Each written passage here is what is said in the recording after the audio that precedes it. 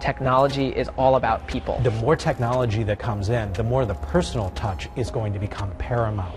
Two highly successful businessmen, two very different ways of working. One relies on personal contact, the other on technology. At Social Driver, a digital consultancy, the average age of employees is 26. It's among the 10 fastest growing agencies in the US. Social Driver. We're focused on helping clients create relationships that were unimaginable 15 or 20 years ago. The thought that you could connect with a company when you're walking down the street and you think about that company and you want to, engage and get information on your phone. Couldn't have done that 10 years ago, 20 years ago. When I first started in the work world, they were literally just pulling the typewriters out and the PCs were coming in. So, I feel like I have been at ground zero of this information revolution. Indeed, the Social Driver office doesn't even have a desk phone, and Google Chat has replaced conference calls.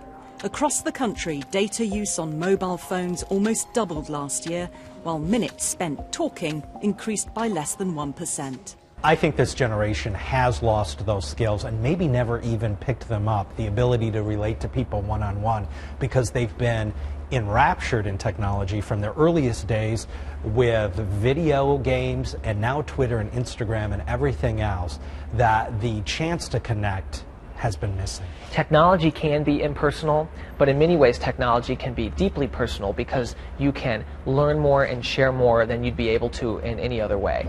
But while Social Driver has grown by 1,700% since its launch 3 years ago, some other companies have reported losing deals because younger workers rely too much on technology. I think with technology, it's sometimes we can instinctually forget to just pick up the phone or walk across the street. And we don't ever want to do that. We don't want to forget about that. All of my clients have come about over coffees, meetings, and people I know. And people ask me, are you getting these clients because you have a great website or you're tweeting? I said, I haven't gotten a single one because I've tweeted.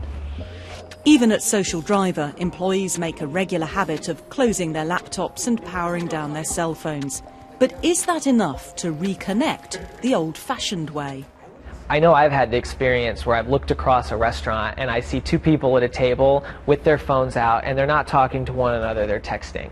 And when you see that, I do understand that, yeah, maybe we're losing in-person conversations sometimes because technology can get in the way and be a barrier. Instead of thinking all of this technology is going to replace the need for a phone call or a personal thank you note, a handshake or an in-person meeting, I actually think the opposite is happening. Those that can connect on a basic human level are going to excel more than anybody else who knows how to Twitter, Facebook, Vine, or any kind of Instagram.